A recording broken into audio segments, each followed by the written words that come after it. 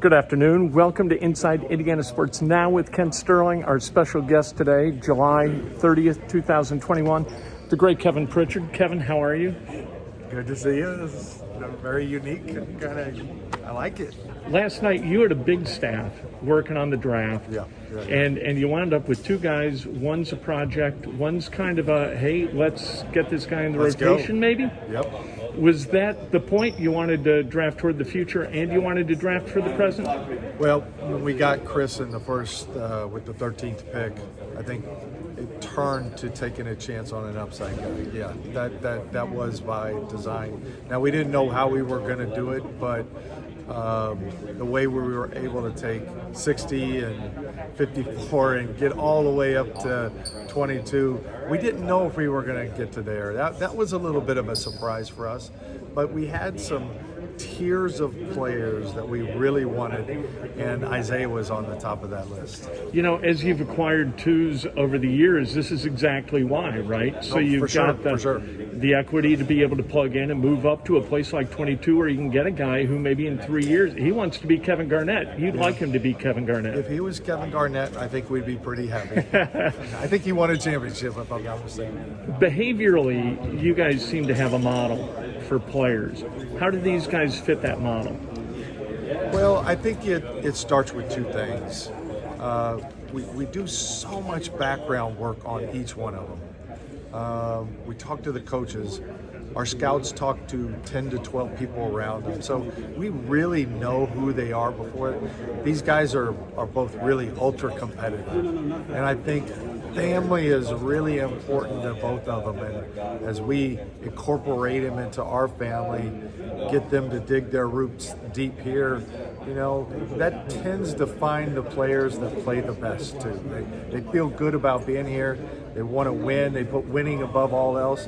And both coaches raved, and the people around them raved about who they were. They play with an intensity that's unique. Like Isaiah at Kentucky stood out with his intensity, and Duarte, a terrific defender. Yeah. And Chris Duarte had known the year before, like, he was going to be a good defender. We saw that early in his junior year.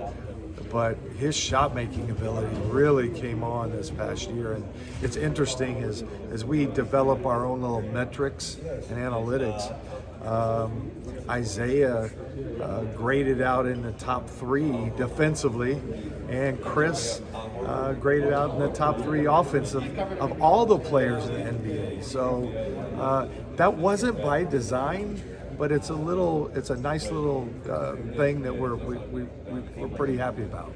As we look at Duarte, a 24-year-old guy, you tend to see him as a finished product, and we kind of make a mistake talking about him that way. It seems like he came to basketball late, so there might be some upside.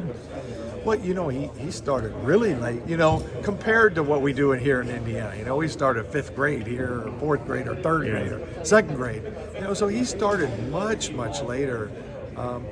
I think what got us really comfortable with that is he has a capacity to learn. Like, he has a real understanding, like, I need to learn. And we weren't worried about that at all. His age did not become any factor. Quite frankly, when he did his workout here, it was one of the best workouts I'd ever seen. Really? Yeah, it was as impressive of a shot-making display that we've seen here in a long time. Perfect. Thank you, Kevin. Yep. Appreciate it. Glad to do it. Yeah.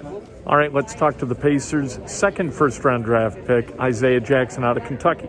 Isaiah, you mentioned when we did the previous thing that you see Kevin Garnett as kind of a role model. Yeah. What is it about Garnett's game that you need to look at and emulate to get to where Kevin Garnett was?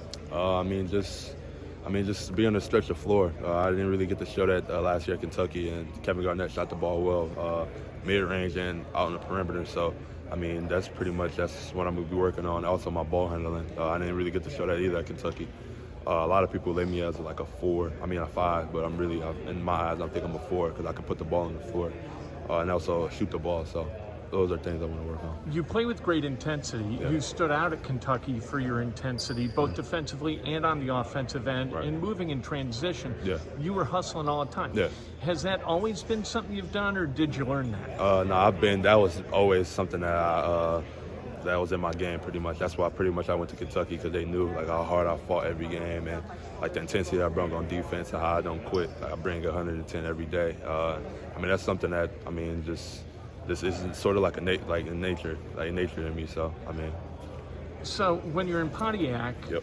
and you're a kid and you're dreaming of playing basketball, at what point did kind of the switch flip and all of a sudden you were getting calls from Kentucky Yeah. instead of the calls that everybody gets early? I mean, pretty much me and my brother, I mean, we've been, and some of my friends back home, like we've been playing basketball. I actually had a court on the side of my house growing up, and every day we didn't grow up with much, so like we would just like tell our friends to come play basketball, and every day we played, like winter, summer, 90 degrees, 10 degrees, like it don't matter. We was out there hooping. Then I think around like 8th grade, I started really taking basketball serious and was like, yeah, I can go places. Ever since then, I've just been working to get to that moment, moment. You gonna play summer league? Yeah, of course. Yeah. Are you? Yeah. Because it's fun, or Yeah. because it's good for you, or why? I think it's everything. It's gonna be fun for the most part. I haven't played 5-on-5 in a minute. Like, I'm so ready to play 5-on-5. Like, I've been playing like 3-on-3 in workouts and training for the last couple of months, and I mean, I'm ready to show like everybody what I've been working on too. Is also just learning. Like they said, I'm gonna be having like coaches and stuff around me to help me, like guide me through like the lingo and how they work, the culture also, like, and also just getting to know my teammates. I can't wait to meet everybody on the team and get to know them. All right, let's talk to Pacers head coach Rick Carlisle. Coach, you ever get tired of developing kids? How can you get tired of, really what the essence of coaching is all about, which is building relationships, working, sweating with these kids, helping them get better, and trying to, help them realize not just the dream of playing in the NBA, but, becoming successful NBA players, becoming winning NBA players. Ultimately, the dream of becoming a championship NBA player. It's what it's all about.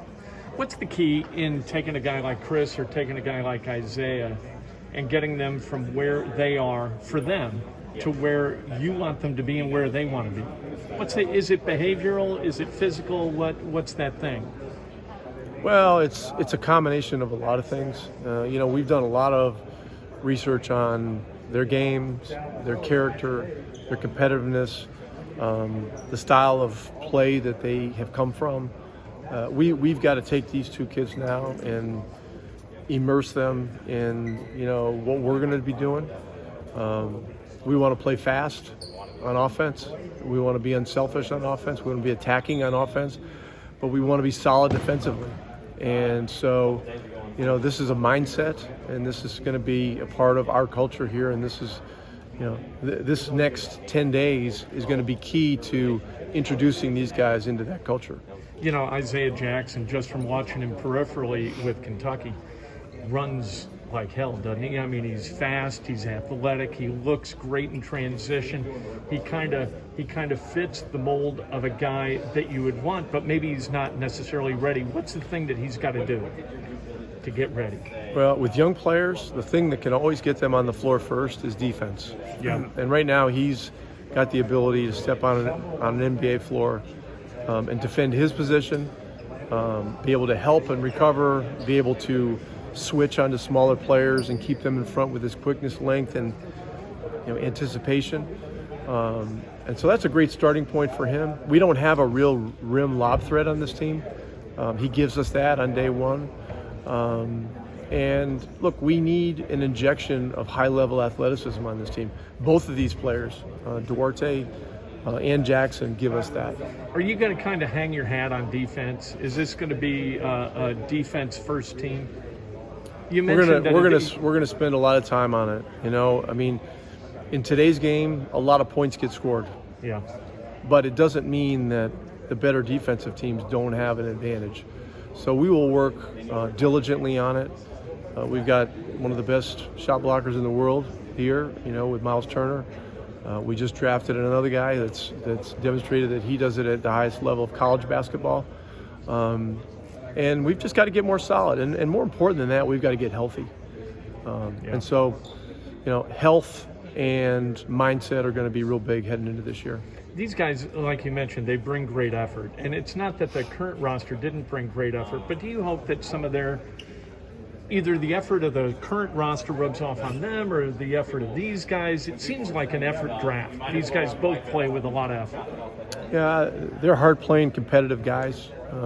That's the DNA of what you want. Yeah, for sure. But Chris is a highly skilled player. Isaiah is a little more skilled than people are probably going to think. And it just increases our depth. It increases our athleticism. I think it increases our toughness as well. And as if by magic, here we are out at Grand Park where day 3 of Colts training camp has concluded. We got some injury news from offensive coordinator Marcus Brady. We know that Carson came in, he injured his foot yesterday at practice. He's been with the docs. He's trying to get they're trying to figure out what the process is. So they're still evaluating, what the next move is and, how bad it is. And then we'll go from there. I'll open it up for any questions. What about Ryan? Can you give us any update on Ryan Kelly? Ryan, I know he had something with his elbow, a little hyperextension to his elbow. I believe Marlon ran into him at practice yesterday, just accidental. I think he'll be out for probably a couple weeks, but he'll be okay. Marcus Brady was also asked about Jacob Eason and his first team reps, as well as Michael Strawn, 7th rounders, who's looked pretty good out here. He's getting better every day. I thought he had a good practice yesterday. Today was a little bit rougher for the entire offense, which was expected. It was a 3rd down, so those are tough situations. Top offense in the league in the NFL on 3rd down is going to be 50%, so it's going to look a little rough on these days. But there's a lot of good coaching points, and a lot of plays, a lot of good film to be able to coach off in today's practice. The biggest thing, we just want to continue getting him reps. I mean, there's plays that he just hadn't seen. It's his first time actually getting the live rep. He's going to learn from it. He's going to make the mistakes. He made some good plays, made some bad plays, and we just got to continue to grow and make sure that he's improving and learning from those mistakes. Still picking up the offense, but overall, we like what we see. He's growing. He's getting better every day. Grows doing a great job with him. He's trying to get a grasp of the offense so that he can play faster. Because obviously he's physical. He's got big size, something that you want to have. He's just got to continue to grow. We also talked to Roberto Blankenship, the guy with the sports specs, right? How's he feel out here? What's he think about Eddie Pinheiro as a competitor and about competition in camp and how he's prepared to attack it? I feel like unless you're making every single one of your kicks, you're never doing enough. I feel like there's always going to be room to improve. And, I feel like Mr. Ballard, has gotten this organization in a really great position where they're going to be competing for, conference championships, competing to go to the Super Bowl, almost every year. I feel like this team is going to have a legitimate chance to go a really long ways. And so you need to have excellence. You need to have the highest amount of performance out of every single position across the board. So, I feel like if this team is going to go where they need to go, then my performance needs to step up compared to last year. So I definitely feel like I could have done more, and hopefully I can prove that and be able to show that this year. If I learned anything from my time at the University of Georgia with Coach Smart, it's competition is going to bring out the best in everybody. I had to win 2 kicking competitions when I was at the University of Georgia in 2016 and 2017. I was in competition with other kickers. So last year wasn't the first time that I had been in that situation. So I think that that definitely does help me to have a little bit of experience and to just know a little bit going in, kind of what to expect, and just where your head is going to be at mentally when you go into it every single day. But it's just I just have to come out and be the best that I can be. I can't control what anybody else does. All I can control is trying to make as many kicks as I can. And we found out this afternoon that Cubs closer Craig Kimbrell has been dealt to the White Sox. Nick Madrigal coming in the other direction. Tom Ricketts tearing this down to the studs. Do you think the Cubs fans are going to get a rebate from Ricketts at the box office? No, they are not. They're going to pay full price to see a bunch of guys they never heard of, and kids are going to weep in the stands when they don't see Anthony Rizzo and Chris Bryant. Have a great weekend. We will talk to you Monday morning. Can't wait to recap what goes on this weekend. Is Carson Wentz going to be back out here anytime soon? We'll find out